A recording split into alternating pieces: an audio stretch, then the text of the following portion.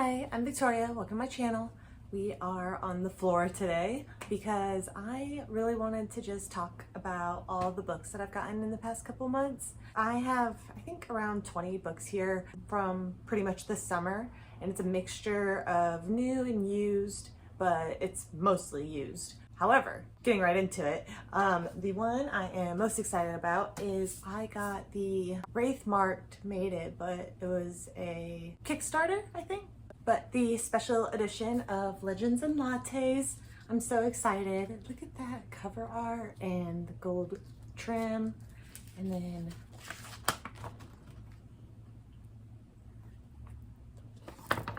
I just love this so much. It's so beautiful. But yeah, I only have like 2 special edition books now, like this being the second one, so it just makes me really happy. It took like a year for this to come in, but when I reorganize my bookshelf, it's definitely gonna have to be like a star of the show somewhere on it. Next, I have the other ones, like the few that I bought new. I broke it down into like categories, so I figure I'll do the new ones first. We have Fence Volume 1. This is a graphic novel, and the story is written by C.S. Pacat, who did the Captive Prince series and then Dark Rise.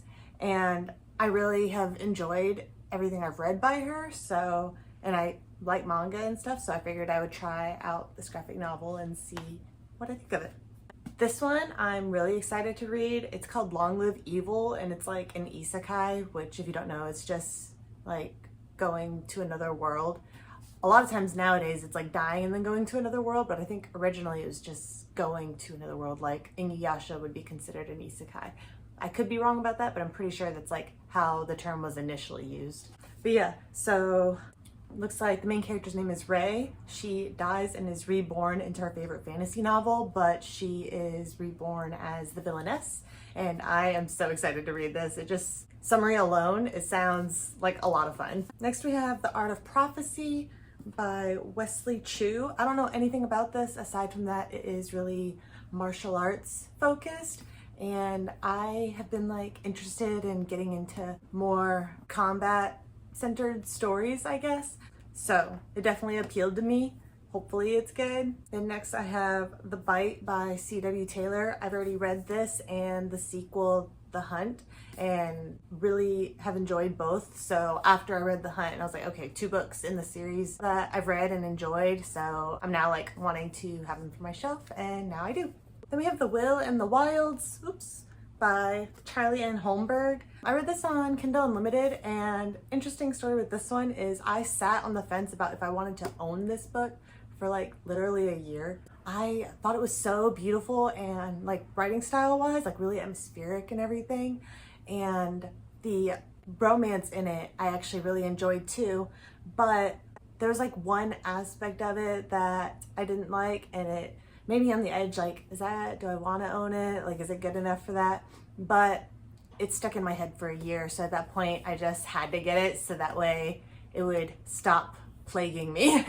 Then I got The Color of Magic by Terry Pratchett. They've started doing these new editions of Terry Pratchett's Discworld series, and I've always wanted to read his series, but they're always like, I've only ever seen them in mass market paperback, and I cannot do those. I don't know, just the way they feel in my hand and the way they look, I just don't like them.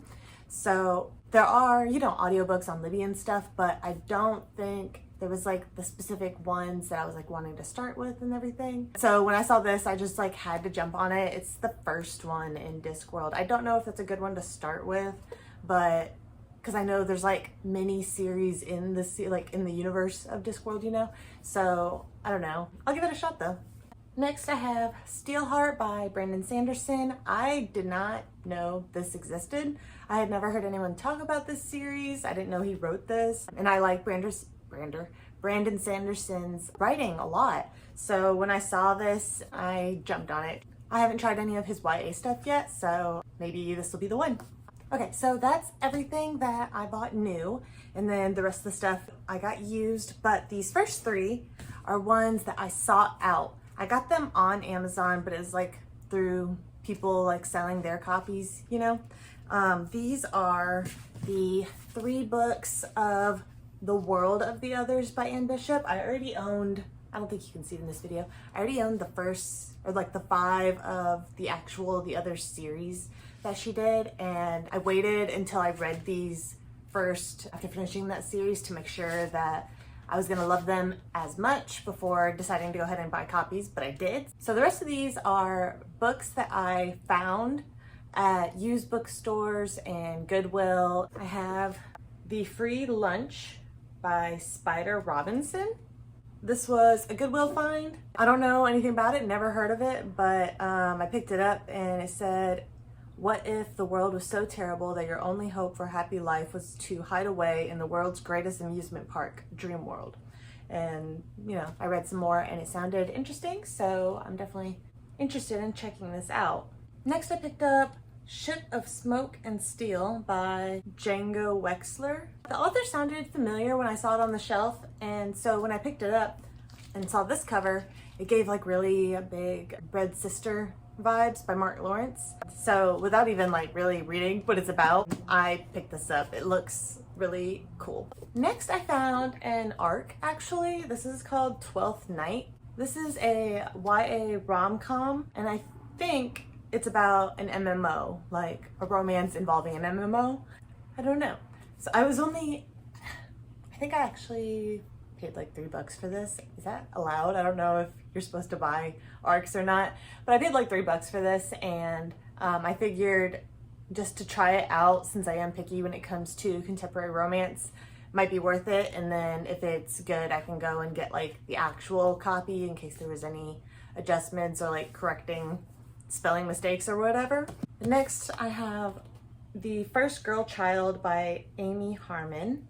This is the cover, but it sounds like a land was cursed to never have daughters in the land.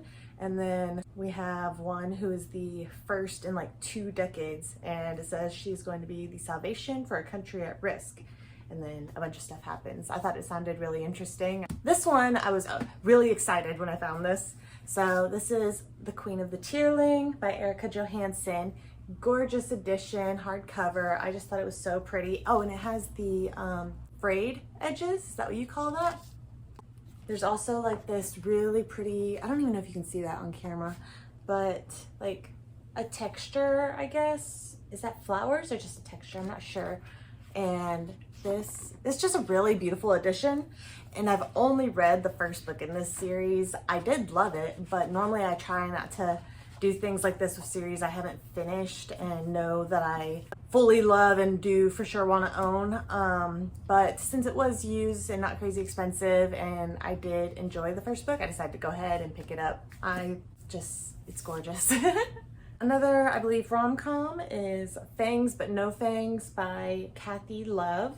It sounds like it's a love story between a vampire who is upset with himself for an unknown reason, I'm not sure, but places himself into like a purgatory in a trailer park, and then ends up having a romance with his neighbor and boss, it sounds like, and she only has experience dating deadbeats. Then I picked up The Shadows Between Us by Trisha Levenseller.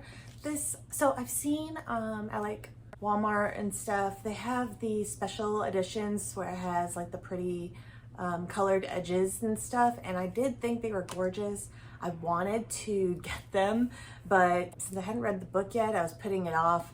And then I found this one at a bookstore and felt like compelled, like I just needed to do it because I found it in such like a convenient way and affordable, you know? But I am kind of sad that it isn't one of the really pretty editions. From my understanding, this book is about a girl whose plan is to woo the king, marry him, and then kill him and take him for all of like everything he has, you know? And so it sounds really interesting. I don't know how that's gonna go. I'm sure, you know, it's gonna be a romance. Things aren't gonna go according to plan and stuff, but I definitely want to see how that plays out. These two, I thought they were great finds. Another one that I've only read the first book in the series, but these are books 5 and 6 of the Codex Alera series by Jim Butcher. And I was so excited about this because I want to continue this series. I read the first one, really enjoyed it, but not like obsessive enjoyment. Like I wasn't like, I need to read the next one now, you know? but I did have a really good time. One of the things that put me off of it is, again, I only ever see it in mass market paperback. So when I saw these nice hardcovers, I was like, this is a sign I need to prioritize this series and pick up the second one and see. And they weren't too expensive, so if I end up not liking the series anymore, I won't feel bad. Either take them to a used bookstore for like credit or something, or I also recently started a free little library in my yard, so I can just put them in there. The next three are books 5, 6, and 10 of The Ranger's Apprentice. I have books 1, 2, and 3. Another one that I've only read the first book, but these books are never like crazy expensive at used bookstores, and you can find them pretty frequently. So since I did enjoy the first one, I figured I'll go ahead and get them while I found them really cheap at a store. And then with this series, if I end up not loving it to the point where I want to have it on my shelf, I have family that is the right age group for it. So a middle grade book that I got is the first book in the Wilderlore series called The Accidental Apprentice. I don't know too much about it. I've seen it recommended on like Libby and stuff, and I've also seen it at like Barnes & Noble and thought it was really cute, just cover wise. But looks like it's about a mushroom farmer who ends up bonding with a beast and is run out of town by an angry mob. And then he goes on a journey to break his bond. I doubt that that's going to be what happens. So beast bonds, I really like how that sounds. I think it'll be really cute and fun and probably heartwarming. I've been trying to dip my toes a little bit into sci-fi. So I picked up these two books. I have The Martian by Andy Weir, I think is how you say his name. I know that was made into a movie that was pretty popular. It says, after a dust storm forces his crew to evacuate the planet while thinking him dead, Mark finds himself stranded on Mars' surface with no way to signal to Earth that he's alive. And even if he could get word out, his supplies would be gone years before rescue could arrive. So a very tense survival sci-fi story, and it sounds like probably super emotional. I would not be surprised based on that description if I end up crying reading that one. But this one is called Sleeping Giants. It says it's book 1 of the Themis Files by Sylvain Neuvel. It says a girl named Rose is hiding her new bike near her home in Deadwood, South Dakota, when she falls through the earth and into the palm of a giant metal hand. I kind of got the feeling that it would have a slower pace, philosophical vibe that I enjoyed in Claire and the Sun, and so just figured I would give it a shot. This next one I was excited about because I actually had saved the ebook on Libby and had been planning to read it soon for a video, and then I just found a copy at a used bookstore, so definitely jumped on that. It's For a Muse of Fire by Heidi Heilig. Sounds like it's about a girl with powers that are really needed to save her people. However, they're like outlawed, and she risks getting sent into like prison and stuff if she gets caught using them. And so it's like trying to walk that line of doing what needs to be done without getting caught, you know? It sounds exciting, and I will definitely be reading this one soon.